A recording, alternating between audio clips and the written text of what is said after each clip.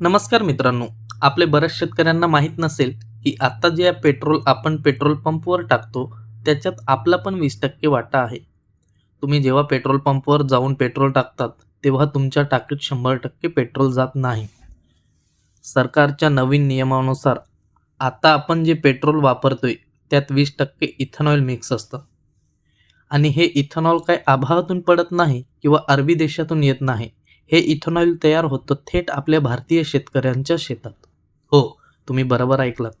आपण जे इंधन जळतोय ते शेतकऱ्याने पिकवलेले मक्का, सोयाबीन आणि ऊस या पिकांवर फॅक्टरीत प्रक्रिया करून बनवलं जातं.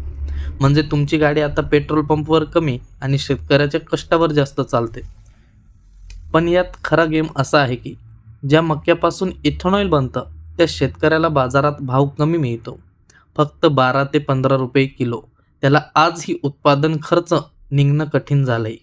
आणि दुसरीकडे बघा, त्याच 15 रुपये मक्यावर प्रक्रिया करून जेव्हा हे व्यापारी त्याचं इथेनॉल बनवून विकतात तेव्हा त्यांच्या कंपनीत नफा एका वर्षात 5 कोटीवरून थेट 93 कोटीवर जातो.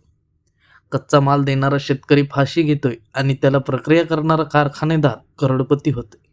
माझा सराव प्रश्न या सरकारला आहे, जर पेट्रोलमध्ये 20% वाटा माझ्या शेतकऱ्याचा पिकाचा आहे तर नफ्यातला 20% वाटा त्याला का मिळत नाही?